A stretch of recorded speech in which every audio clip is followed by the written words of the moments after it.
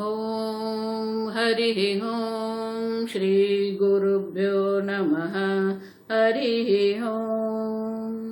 ॐ शन्नो मित्रः शं वरुणः शन्नो भवत्वर्यमा शन्न इन्द्रो बृहस्पतिः शन्नो विष्णुरुक्रमः। नमो ब्रह्मणे नमस्ते वायो त्वमेव प्रत्यक्षं ब्रह्मासि त्वमेव प्रत्यक्षं ब्रह्म वदिष्यामि ऋतं वदिष्यामि सत्यं वदिष्यामि तन्मामवतु तद्वक्तारमवतु अवतु माम् अवतु वक्तारम्। ॐ शान्ति शान्ति शान्तिः। ॐ सहना भवतु सहनौ भुनक्तु सह वीर्यं करवावहै तेजस्विनावधीतमस्तु मा विद्विषावहै। ॐ शान्ति शान्ति शान्तिः। सदाशिवसमारम्भां शङ्कराचार्यमध्यमाम् अस्मदाचार्यपर्यन्तां वन्दे गुरुपरम्परां। श्रुतिस्मृतिपुराणानाम् आलयं करुणालयं नमामि भगवत्पादं शङ्करं लोकशङ्करं शङ्करं शङ्कराचार्यं केशवं बादरायणं सूत्रभाष्यकृतौ वन्दे भगवन्तौ पुनः पुनः। ईश्वरो गुरुरात्मेति मूर्तिभेदविभागिने व्योमवद्व्याप्तदेहाय दक्षिणामूर्तये नमः। निधये सर्वविद्यानां विषजे भवरोगिणां गुरवे सर्वलोकानां दक्षिणामूर्तये नमः। ॐ नमः प्रणवार्थाय शुद्धज्ञानैकमूर्तये निर्मलाय प्रशान्ताय दक्षिणामूर्तये नमः। मंगलाचरण। ॐ नमः श्री शंकरानंद गुरुपादाम्बुजन्मने। ॐ नमः श्री शंकरानंद गुरुपादाम्बुजन्मने। सविलास महामोह ग्राह ग्रासैककर्मणे सविलास महामोह ग्राह ग्रासैककर्मणे।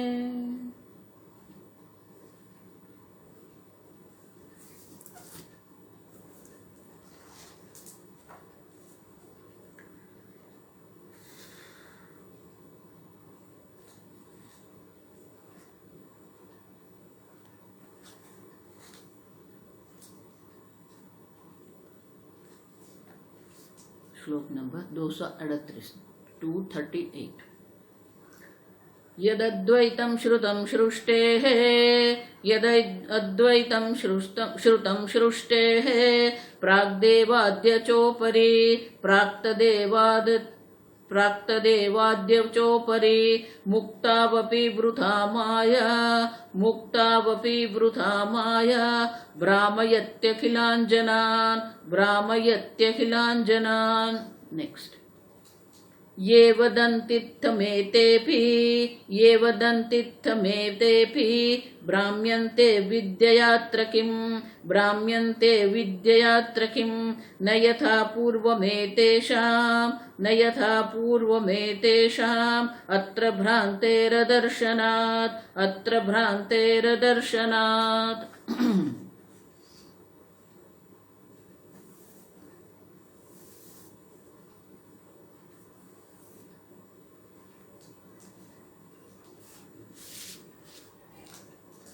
यद अद्वैतं श्रुतं सृष्टेः प्राक्। विद्यामणि कहते हैं कि सृष्टि के पहले जो अद्वैत था अद्यापि आज भी वही है, ऊपरी मानी कि भविष्य काल में भी वही एक अद्वितीय तत्व मात्र है। लेकिन वो एक अद्वितीय तत्व होने पर भी मुक्तवपि वृथा माया भ्रामयति अखिलांजनान। मुक्तवपि, जब प्रलय हो जाता है तब भी वो अविद्या माया जो है वो भ्रांति तो रहती है, अव्यक्त अवस्था में है। और जो मुक्त काल है, मुक्ति काल में भी ये जगत का दर्शन तो होता ही है। आप समझो ठीक से, मैं इसलिए बार बार कहती हूं, देश काल बदलने से कुछ नहीं होगा। आप समझो, कई लोग ऐसे सोचते हैं मैं यहां जाऊंगा, वहां जाके मैं शांति से रहूंगा। अब देश बदलने से, काल बदलने से कुछ नहीं होता है। आपके प्रारब्ध में जो है वो तो आपको मिलके ही रहेगा। और इसीलिए मुक्ति अवस्था हो का, आप समझो, मुक्ति अवस्था है, मुक्ति काल है या प्रलय काल है। भ्रामयति अखिलांजनान, ये माया जो है सबको भ्रमित करके रखती ही है। जो बहिर्मुख लोग हैं वो ये जगत में सुख का दर्शन करने के चेष्टा करते हैं, वो जगत में सुख देखते हैं और उसी के पीछे पड़े रहते हैं। अब समझो, और जो मुक्ति की अवस्था है, वृथा माया भ्रामयति, और मुक्ति की जो अवस्था है, जो व्यक्ति जिसको ब्रह्म ज्ञान हो गया है वो ज्ञानी है, तत्वनिष्ठ है। लेकिन उनको भी अगर हम देखते हैं तो व्यवहार काल में तो वही है उनके लिए। आप समझो, और इसीलिए आगे के श्लोक में कहते हैं कि अगर आप कहते हैं कि ज्ञानी के लिए भी यही जगत है, ये माया जो कार्य है वो जगत तो दिखता ही है उसको भी, वो भी ये जगत में व्यवहार करते हैं, वो भी खाते हैं, पीते हैं, हंसते हैं, रोते हैं। आप समझो, तो वृथा, ये तो फिर ये मुक्ति की बात आप कर रहे हैं, तो ज्ञानी को भी ये जगत का दर्शन तो होता ही है। तो फिर ज्ञानी में और अज्ञानी में जो संसारी है उनके क्या फर्क पड़ेगा। अब समझो, और इसलिए कहते हैं ये वदंती इत्थमेतेपि भ्रामयन्ते अविद्यात्र किम। जो ज्ञानी पुरुष है उनको भी ये जगत का दर्शन तो होता ही है, जगत वो भी देख रहा है, वो भी जगत में व्यवहार कर रहा है। तो फिर ये जो आप कह रहे हैं ब्रह्म सत्य जगन मिथ्या, ये यथा पूर्वमेतेषाम् अत्र, पहले जो था वही वही, पहले ब्रह्म ज्ञान नहीं था, अब ब्रह्म ज्ञान हो गया ऐसा कहते हैं।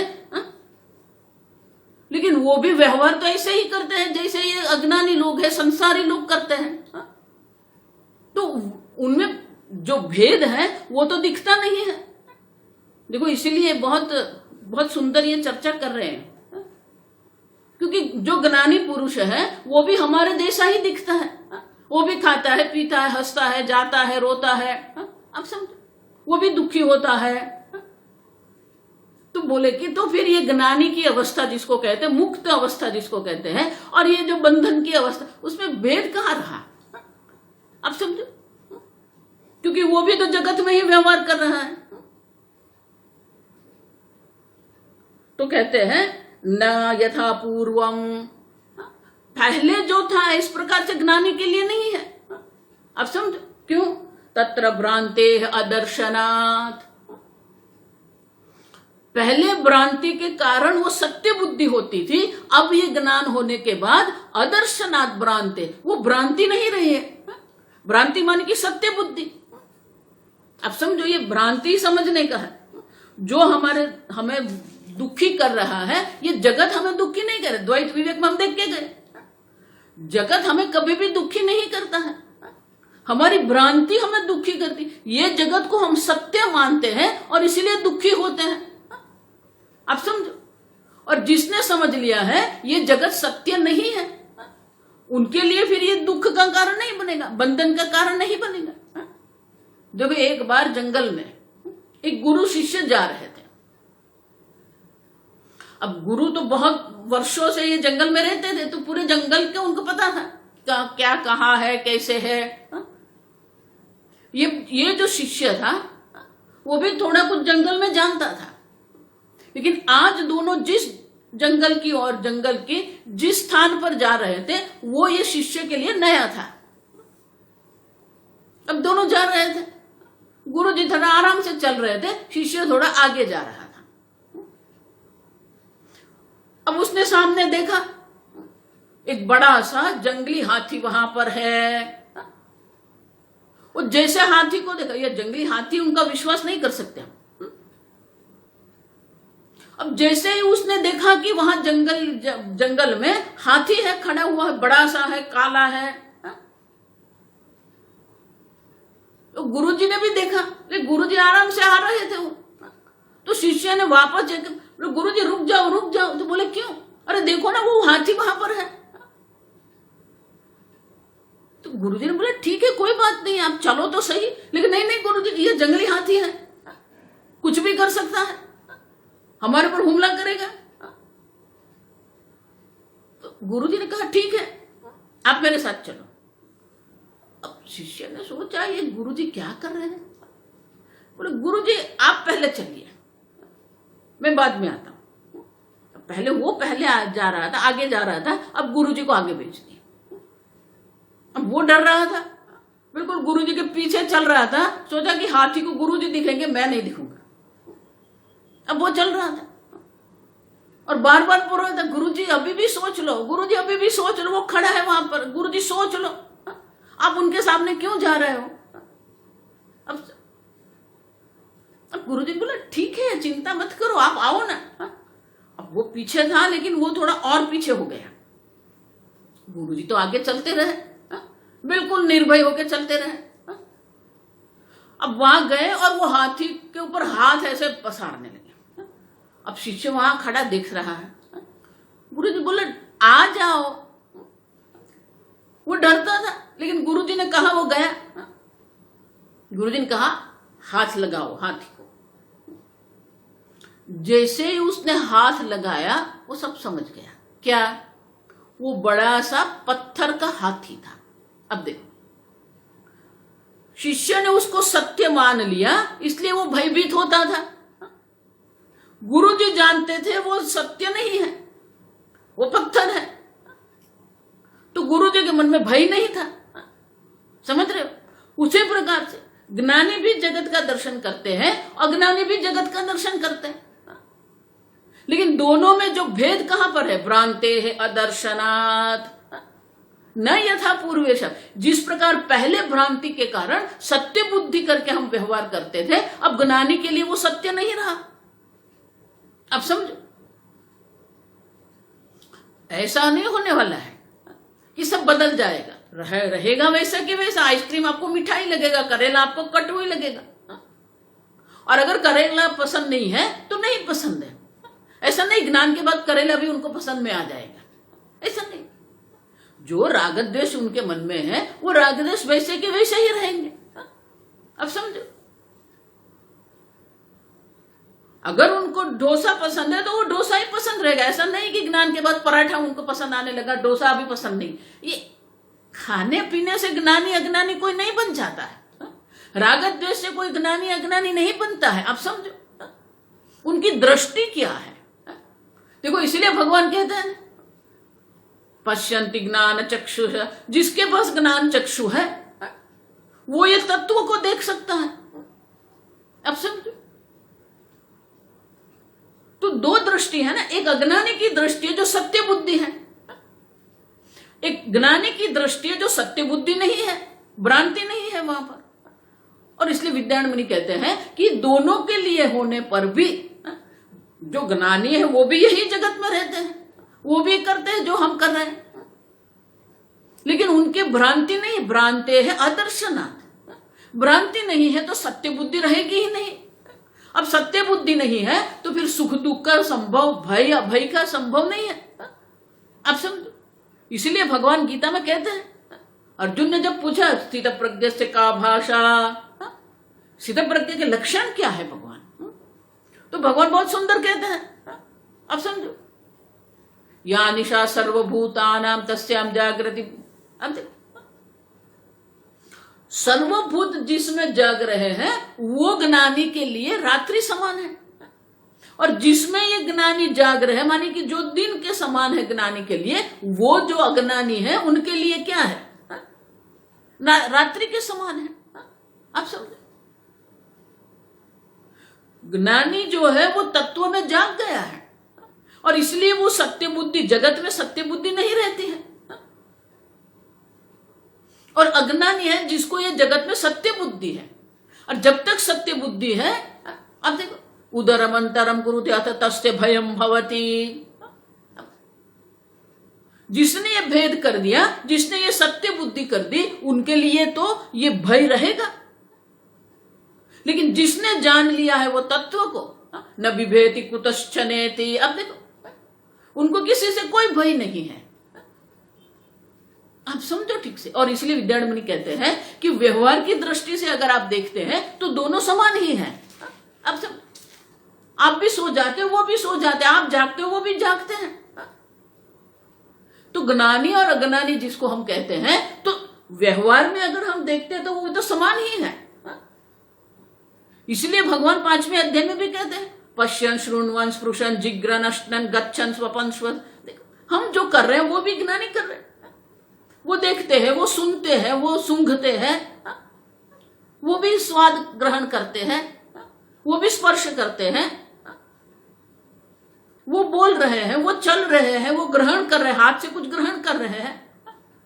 5 कर्मेंद्रिय, 5 ज्ञानेंद्रियों के द्वारा सब प्रकार के व्यवहार जो अज्ञानी लोग करते हैं, वही व्यवहार ज्ञानी भी करते हैं।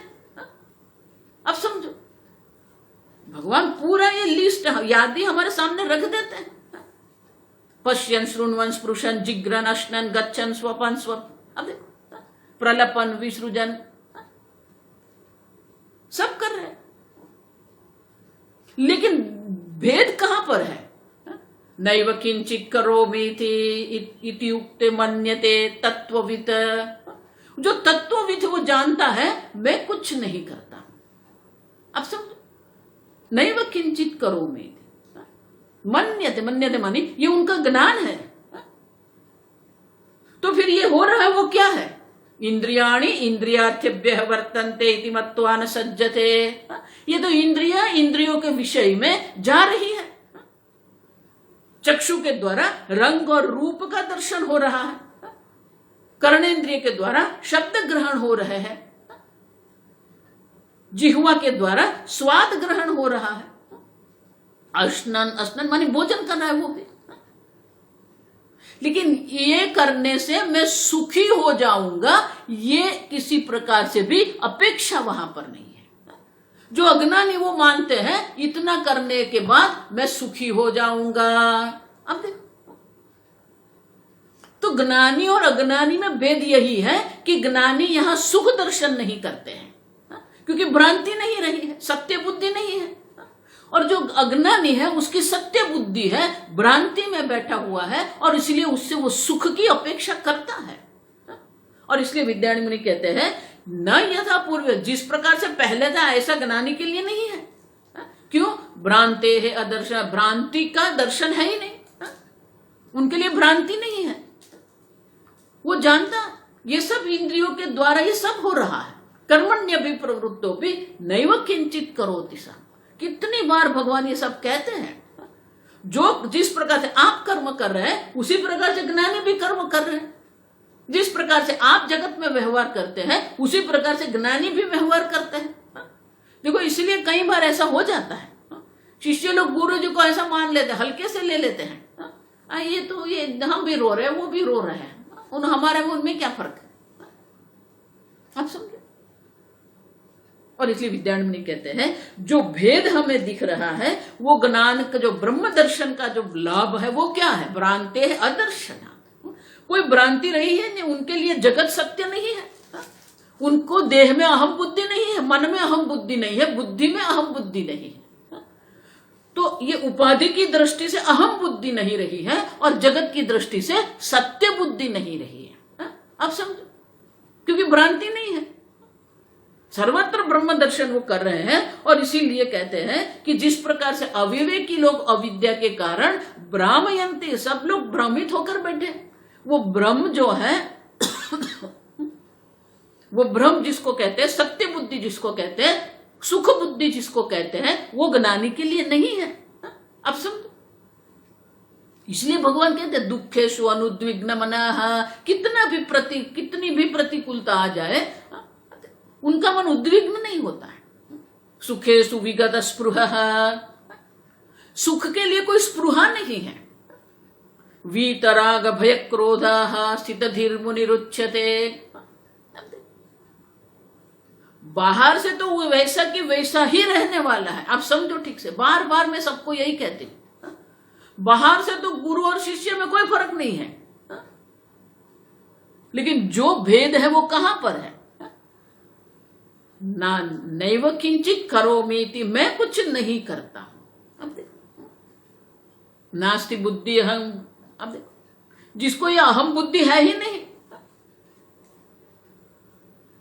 हत्वा सईमान लोकान, भले ही वो संपूर्ण जगत का नाश कर दे,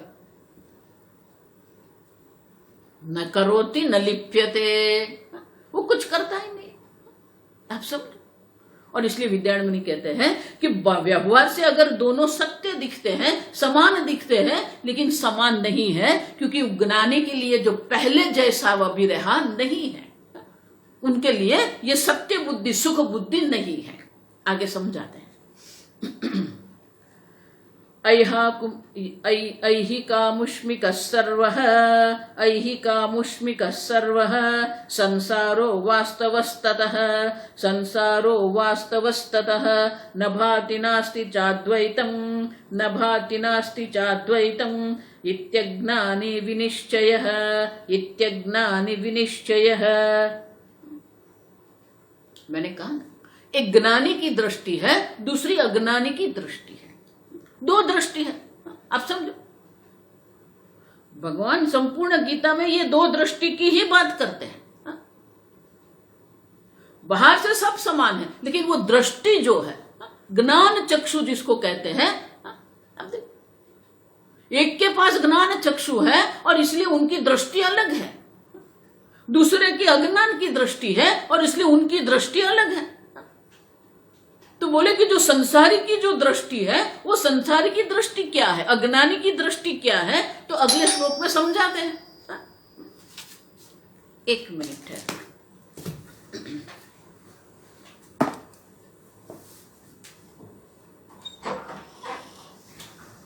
हरिओम, सब बंद कर दो। हरिओम, धन्यवाद।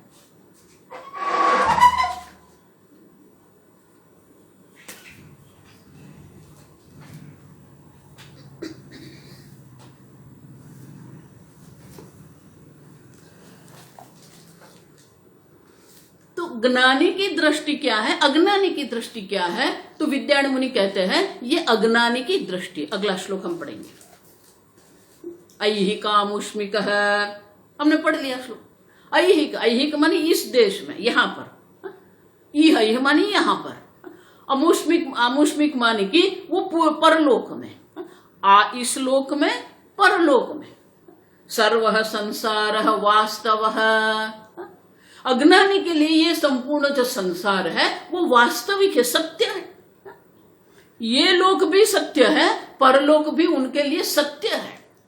अब समझो, ततः, और उसके कारण क्या होता है, न भाति नास्ति च अद्वैतम, उनके लिए कोई अद्वैत है ही नहीं। नास्ति अद्वैतम, न भाति, वो देखता भी नहीं, वो समझता भी नहीं है। अब समझो, ज्ञानी के लिए न तो कोई अद्वैत है, वो देखता भी नहीं अद्वैत, जानता भी नहीं, न भाति, वो जानता भी नहीं है, और उनके लिए कुछ अद्वैत है ही नहीं। इति अज्ञानी विनिश्चयः, यह अज्ञानी व्यक्ति का निश्चय है।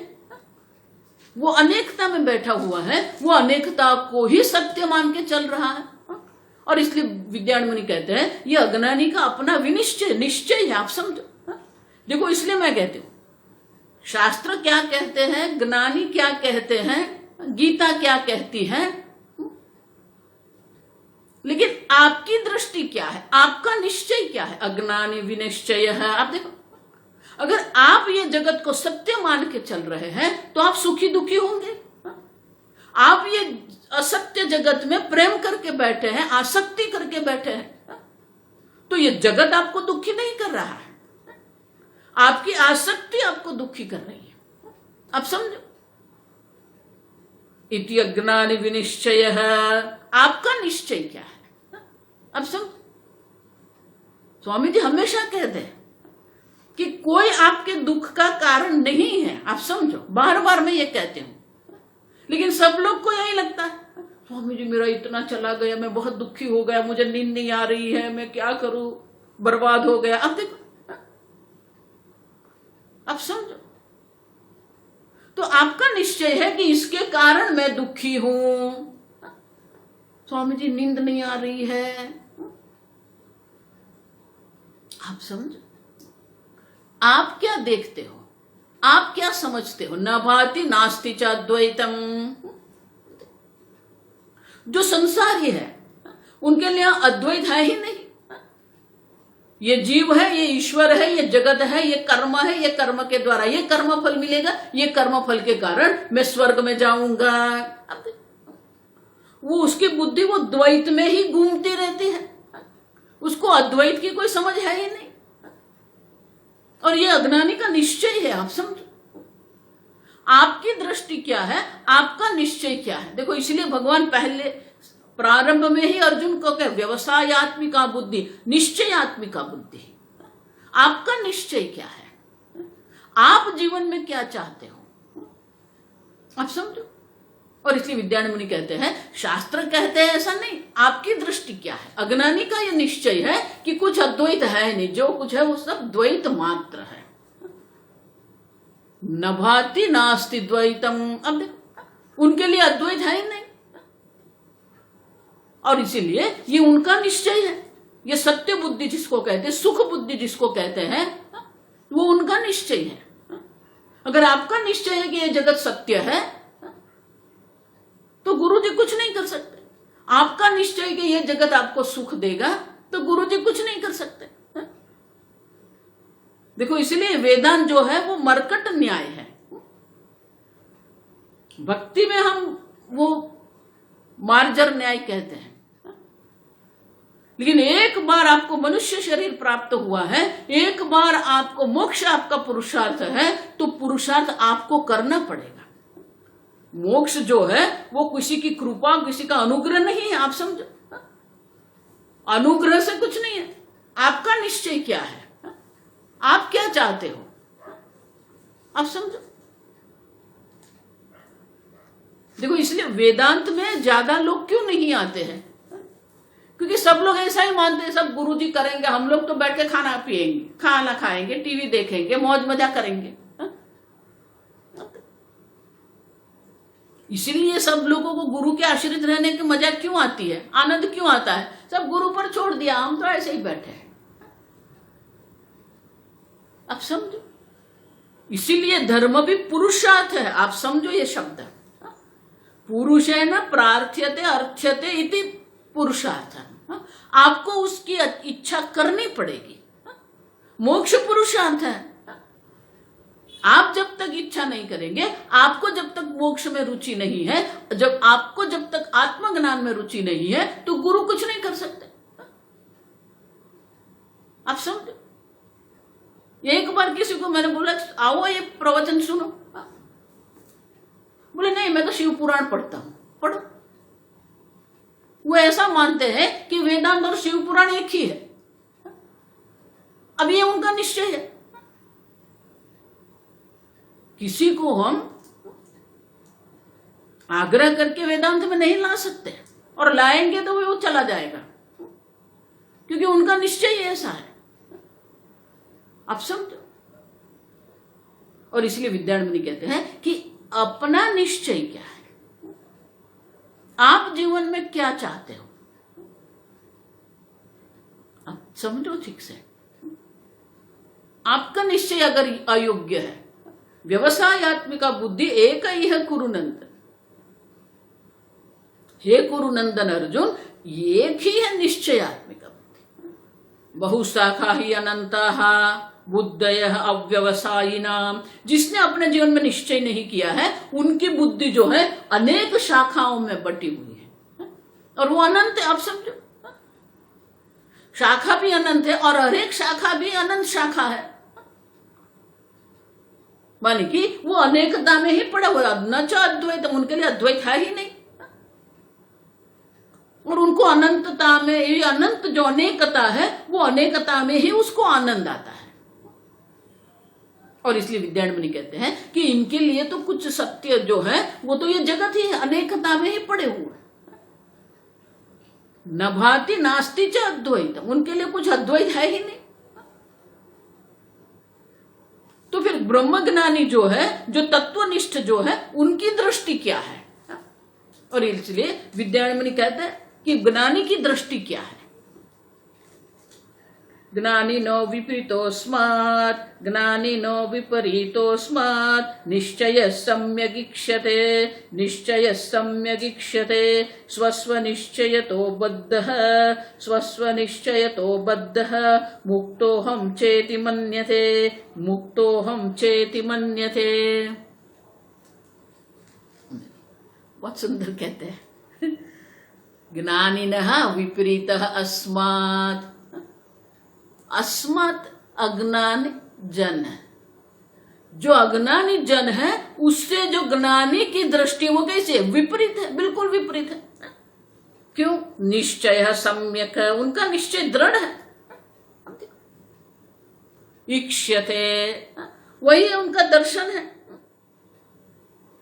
अज्ञानी लोग ये संसार को सत्य मानते हैं, ये संसार में सुख दुख का दर्शन करते हैं, और उससे बिल्कुल विपरीत दृष्टि जो है वो ज्ञानी की है।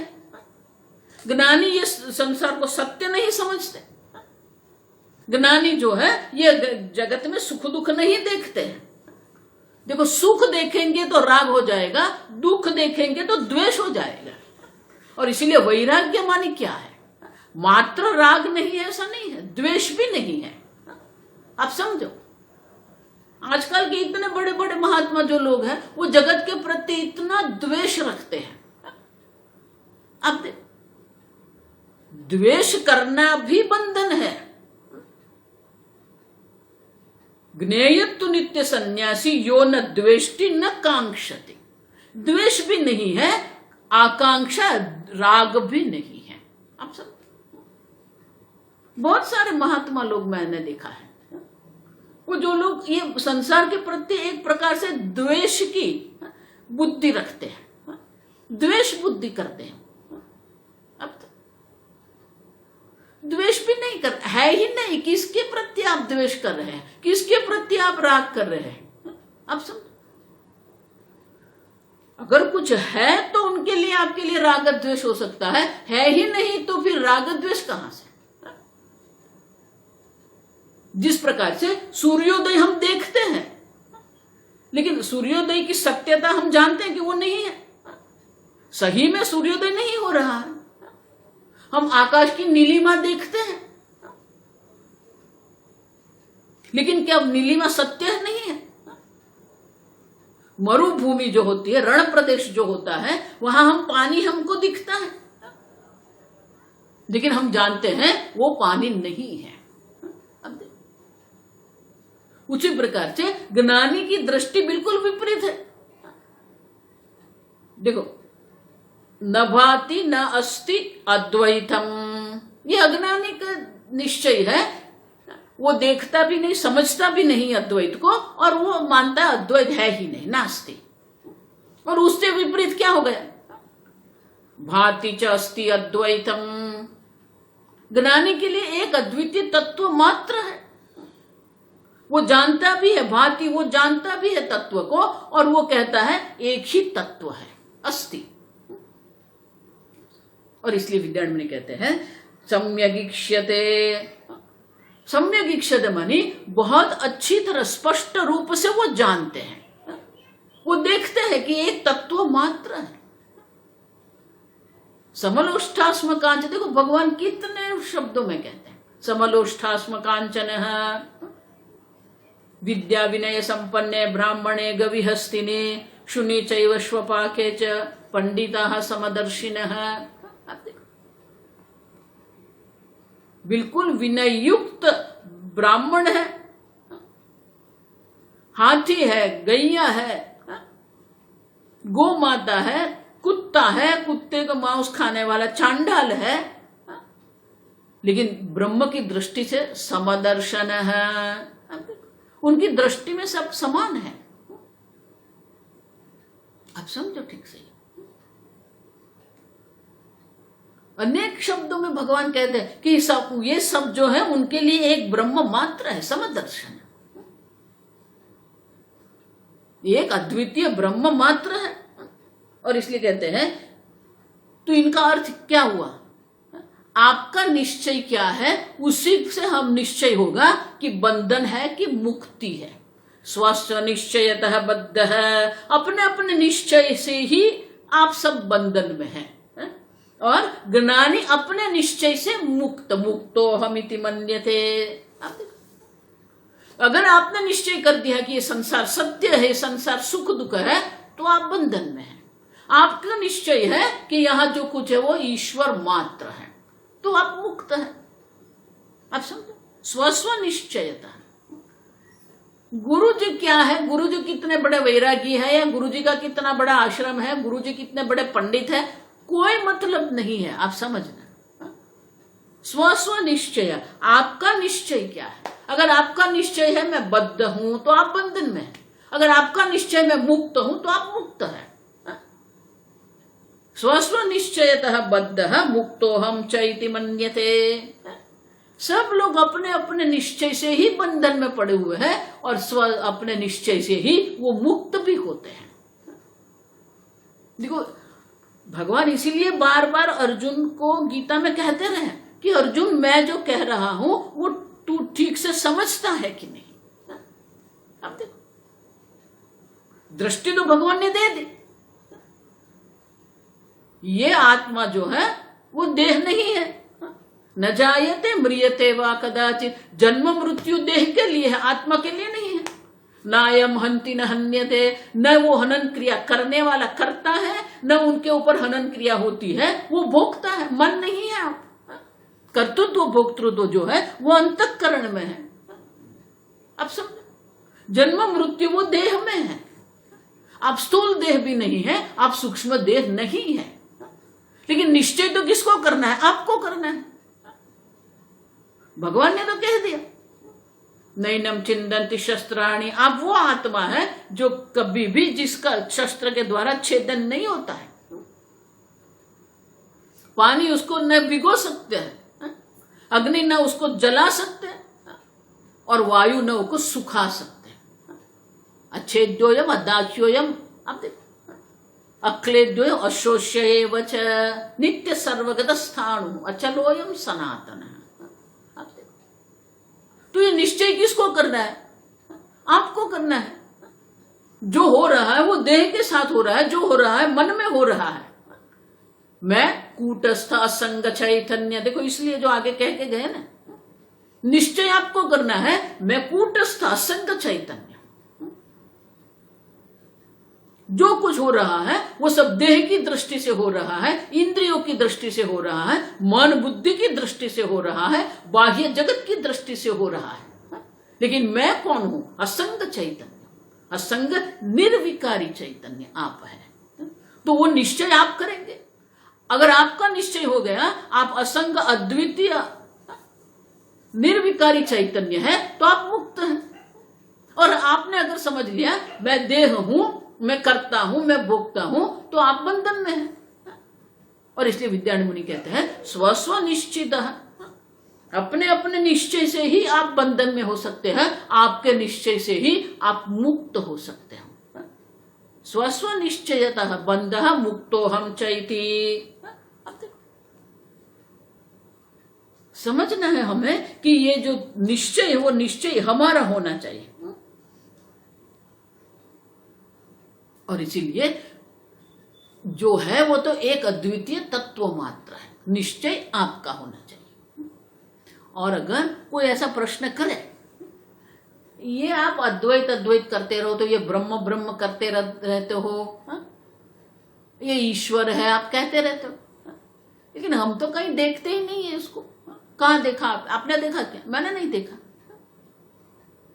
और इसलिए कहते हैं कोई किसी को भी ये अपरोक्ष ब्रह्म जो आप बोल रहे हैं, किसी को ये ब्रह्म अपरोक्ष ब्रह्म दिखता ही नहीं है, और आप इसकी बात कर रहे हो। और इसके लिए आगे का श्लोक, नाद्वैतम अपरोक्षम चेत, नाद्वैतम अपरोक्षम चेत, चिद्रूपेण भासनात्, चिद्रूपेण भासनात्, अशेषेण भातं चेत, अशेषेण भातं चेत, द्वैतं किं भासतेऽखिलं, द्वैतं किं भासतेऽखिलम्।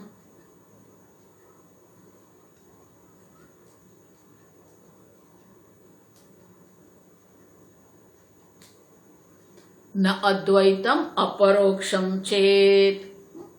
अगर आप कहेंगे कि ये कुछ अद्वैत है ही नहीं, ये अपरोक्ष भी नहीं है, अपरोक्ष ब्रह्म है ही नहीं, अगर आप ऐसा कहते हो, चिद्रूपेण भासनात्, अब देखो वही तर्क है, आप समझना। चिद्रूपेण, आप जो चैतन्य स्वरूप आत्मा है वो तो एक अद्वितीय है। अब देखो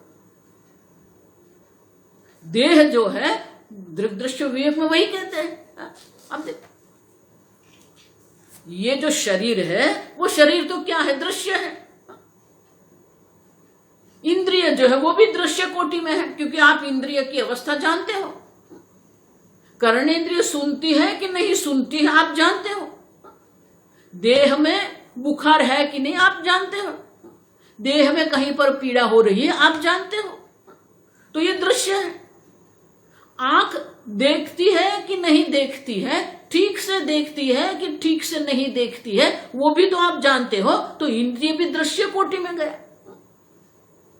अब देखो मन में जो अवस्था है, आपका मन कैसा है वो तो आप जानते हो ना। मन शांत है, मन विक्षिप्त है, मन प्रसन्न है, मन दुखी है, मन निराश है। तो मन में जो जो भाव है वो भी आप सब जान रहे हो। तो मन भी दृश्य कोटि में गया। बुद्धि में, आपकी बुद्धि में क्या ज्ञान है, कैसा विवेक है, कैसा अविवेक है, किस प्रकार का ज्ञान है, किस प्रकार का अज्ञान है, वो भी तो आप जानते हो। तो बुद्धि भी दृश्य कोटि में गई। लेकिन आप ये चैतन्य स्वरूप आत्मा जो है इसको कोई देख नहीं रहा है। दृगेव न तो दृश्यते, आप दृष्टा है, ये सबका दृष्टा आप है। और वो जो चैतन्य स्वरूप आप है उनको देखने की आवश्यकता नहीं है।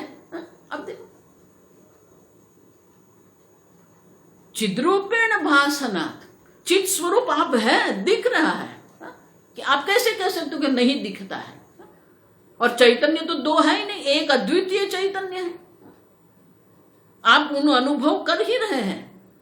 और वो अपरोक्ष, अपरोक्ष माने क्या है, हम देख के गए।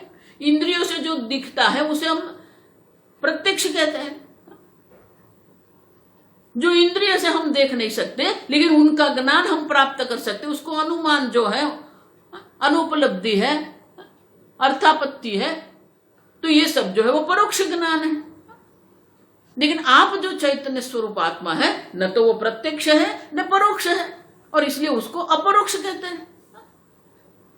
और अगर सीधे साधे शब्दों में अपरोक्ष की अगर व्याख्या करना है तो अपरोक्ष की व्याख्या क्या होगी, जिसके जानने के लिए किसी भी प्रमाण की प्रवृत्ति की आवश्यकता नहीं है। आप है, इनके लिए कोई प्रमाण की आवश्यकता नहीं। क्या आधार कार्ड चाहिए आपको, पान कार्ड चाहिए आपको, नहीं। आप समझो। और इसलिए विद्यारण्य कहते हैं अगर कोई ऐसा कह रहा है कि नहीं नहीं, न तो अद्वैत है न अपरोक्ष है, चिद्रूपेण भासनात्, चैतन्य स्वरूप से आप अद्वैत है, आप अपरोक्ष है। शंकराचार्य जी इसलिए गीता में कहते हैं कि सभी प्रमाण की प्रवृत्ति के पहले आप हैं। आप समझो,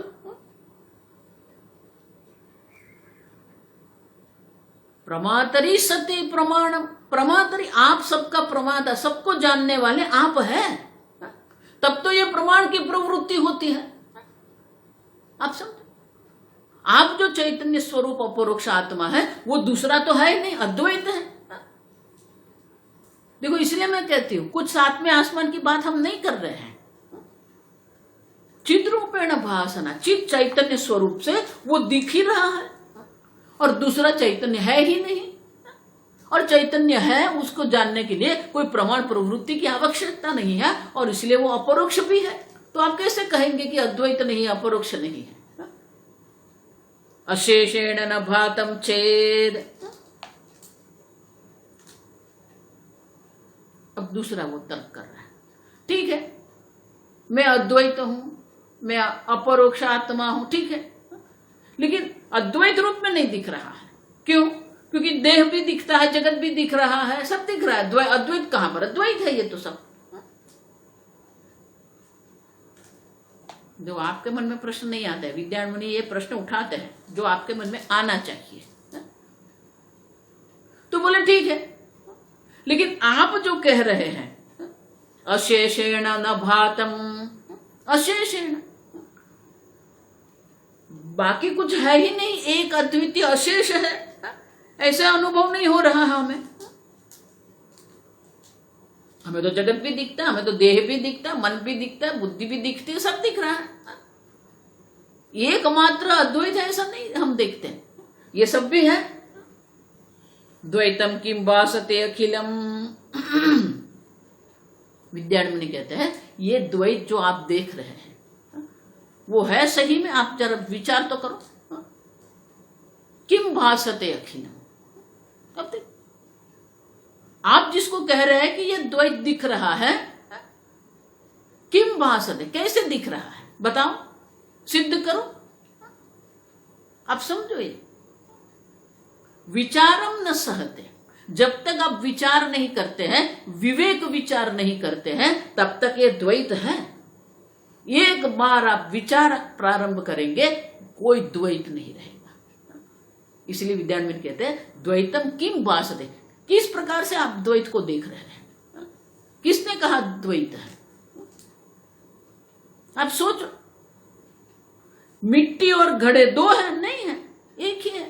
मृत्तिकेत्येव सत्यम, दो कहां पर है? दो भी नहीं है, अनेकता भी नहीं है।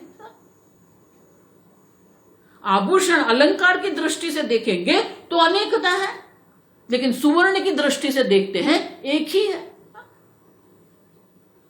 अब समझो, नाम रूप की अनेकता तो हम भी कहते हैं, लेकिन वस्तु की दृष्टि से तो एक ही है। द्वैत कहां पर है? किम भासते अखिलम द्वैतम। अब समझो, जो है वो तो एक अद्वितीय सुवर्ण मात्र है। अलंकार की अनेकता से सुवर्ण की अनेकता नहीं होती है। उसी प्रकार से जो है वो तो एक अद्वितीय तत्व मात्र है।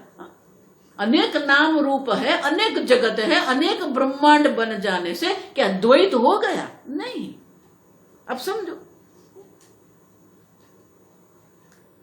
किम भासते, कैसे आप कहोगे कि द्वैत दिख रहा है?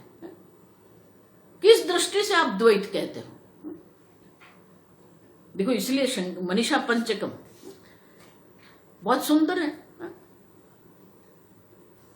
शंकराचार्य जी के जीवन का एक प्रसंग है। काशी में गए दर्शन करने, तो घाट पर, गंगा के घाट पर स्नान कर दिया। स्नान करने के बाद वो काशी विश्वनाथ के दर्शन के लिए जा रहे थे। अब देखो ये द्वैत जो आप कह रहे हैं ना, कहां पर द्वैत है? अब समझो, अब वो जा रहे थे और काशी की गलियां जो है बहुत छोटी गलियां हैं।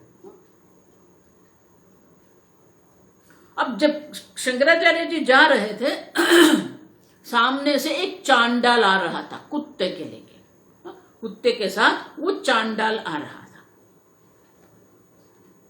अब शंकराचार्य जी स्नान करके आए थे, इसलिए बहुत नम्र भाव से कहा गच्छ गच्छ, माने थोड़ा हट जाओ। देखो यहां कोई ये ऊंच नीच की बात नहीं है, बच्चों के साथ हम भी करते हैं। अब समझो, तो शंकराचार्य जी ने कहा गच्छ गच्छ, माने थोड़ा हट जाओ, हम स्नान करके आए हैं, काशी विश्वनाथ के दर्शन के लिए जा रहे हैं, आप थोड़ा हट जाइए। गच्छ गच्छ। वो जो चांडाल था ना वो खड़ा रह गया, बोला ना हटाओ, गच्छ गच्छ। तो उन्होंने शंकराचार्य जी से प्रश्न किया, आपने कहा ना हट जाओ, किसको हटाना है? अन्नमयात अन्नमयम दूरी कर तुम इच्छसी।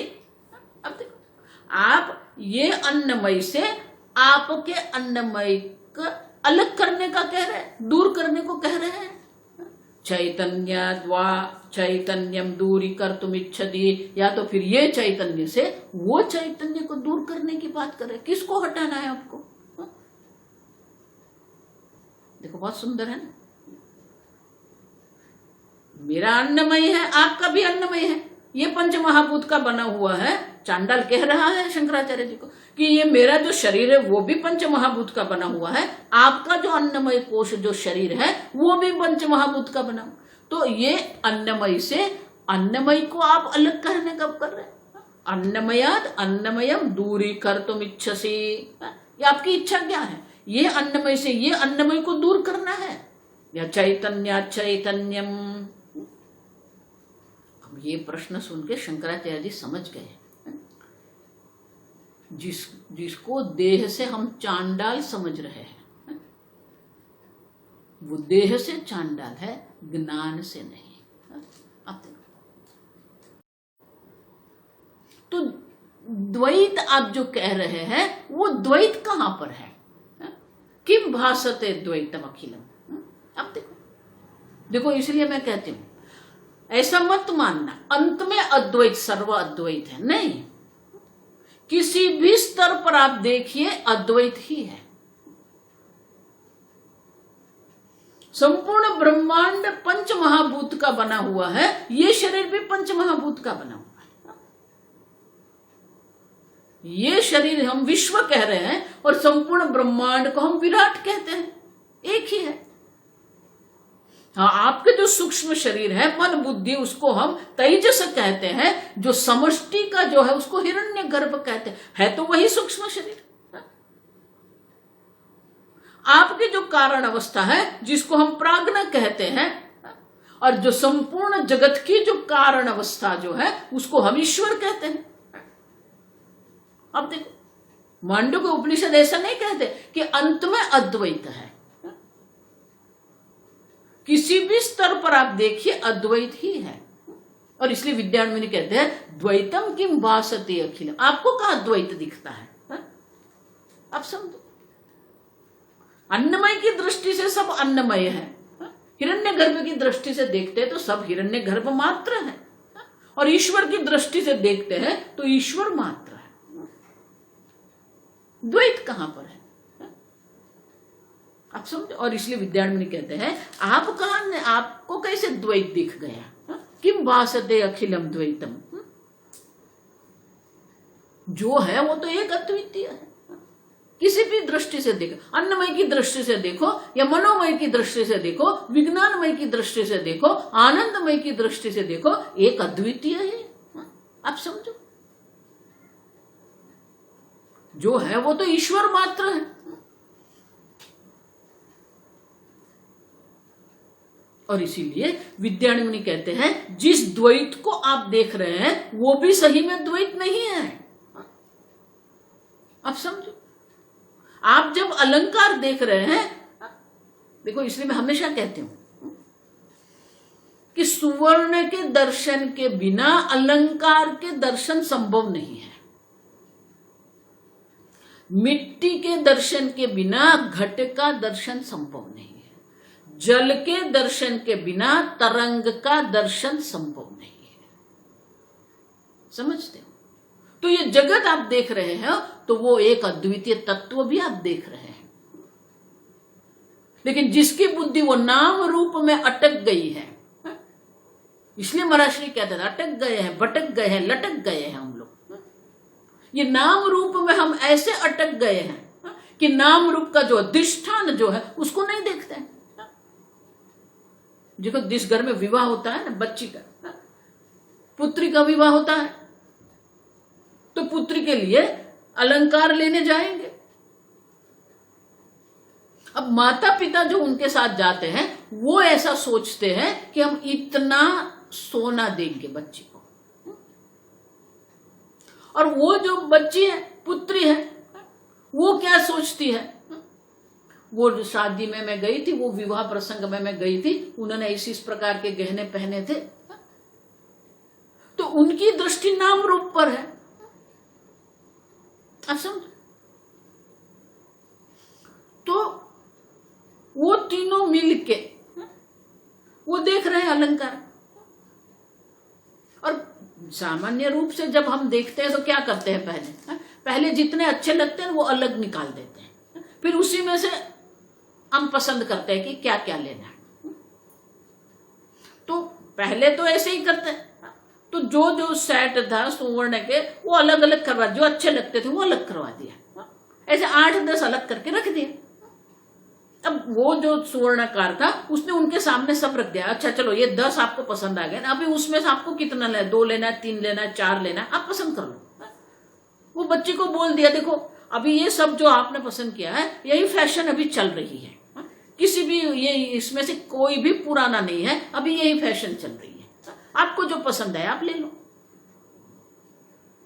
अब देखो, अब माता पिता जी क्या करेंगे? वो ऐसा देख रहे हैं कि इसमें सोना ज्यादा है, अच्छा भी है और सोना थोड़ा ज्यादा है, तो हमारी बेटी को ज्यादा सोना मिलेगा, तो वो सुवर्ण कितना ज्यादा है, अधिक है, वो देखेंगे। अब जो बेटी है वो क्या देखेगी? वो उनके आकार पर गई है, नाम रूप पर गई है। आप समझते हो? देखते तो सुवर्ण सब लोग हैं, बेटी भी सुवर्ण ही देख रही है, माता पिता भी सुवर्ण देख रही है, लेकिन पुत्री जो है उनकी बुद्धि कहां अटक गई है? वो नाम रूप में अटक गई है। आप समझ? और इसीलिए नाम रूप का जो अधिष्ठान है वो तो देख ही रहा है। आप कभी आप ऐसा नहीं कह सकते कि मैं नहीं देखता। अस्ति भाति प्रिय नाम रूपम चये तत्पंचकम। ये जगत में आप कोई भी वस्तु ले लो, पंचकम, ये पंच पंच पंच प्रपंच, इसीलिए इसको प्रपंच कहते हैं। सब जगह पर ये 5 है। आद्यत्रयम ब्रह्म रूपम, ये 5 में आद्य पहले 3 जो है वो ब्रह्म का स्वरूप है। ततो द्वयम जगत रूपम, उनके बाद जो 2 है वो जगत है। अब देखो, अस्ति है, भांति दिख रहा है, प्रिय प्रिय है। प्रिय माने आपको उपयोगी है, आवश्यक। आपको प्रिय नहीं तो किसी और को प्रिय होगा। अस्ति सत, भाति चित्त, प्रिय आनंद, आद्यत्रयम ब्रह्म रूपम। आप समझो ये ठीक से।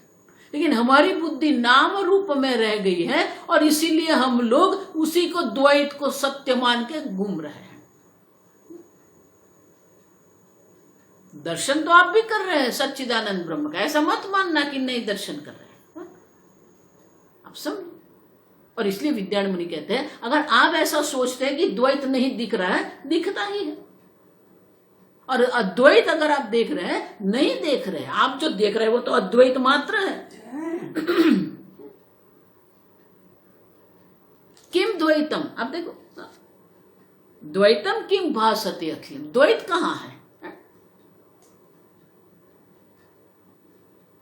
आप अगर हार कहते हो तो वो भी सुवर्ण है, आप कंगन कहते हो वो भी सुवर्ण है, अब देखो, मुकुट कहते हो तो वो भी सुवर्ण है,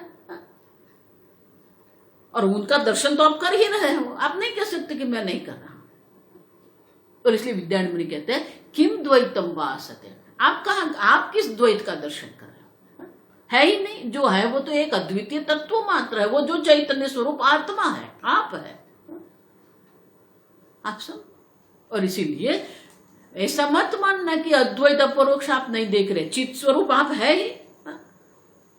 और ये अद्वैत नहीं दिख रहा है न भातम अद्वैतम ऐसा नहीं कह सकते हो।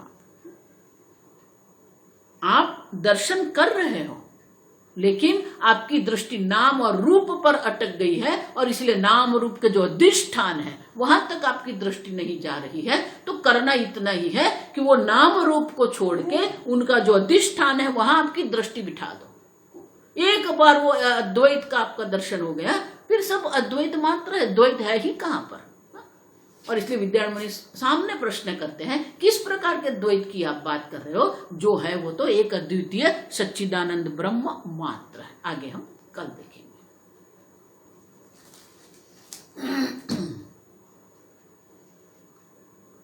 ओम स्वस्ति प्रजाभ्यः परिपालयन्ताम् न्यायेन मार्गेण महिं महिषाः गोब्राह्मणेभ्यः शुभमस्तु नित्यम् लोका समस्ता सुखिनो भवन्तु काले वर्षतु पर्जन्यः पृथिवी सस्यशालिनी देशोऽयं क्षोभरहितः ब्राह्मणाः सन्तु निर्भयाः ओम सर्वेषां स्वस्तिर्भवतु सर्वेषां शान्तिर्भवतु सर्वेषां पूर्णं भवतु सर्वेषां मङ्गलं भवतु सर्वे भवन्तु सुखिनः सर्वे सन्तु निरामयाः सर्वे भद्राणि पश्यन्तु मा कश्चित् दुःखभाग् भवेत् असतो मा सद्गमय तमसो मा ज्योतिर्गमय मृत्योर्मा अमृतंगमय। ओम पूर्णमदः पूर्णमिदं पूर्णात् पूर्णमुदच्यते पूर्णस्य पूर्णमादाय पूर्णमेवावशिष्यते। ओम शांति शांति शांति। हरिः ओम श्री गुरुभ्यो नमः। हरिः ओम।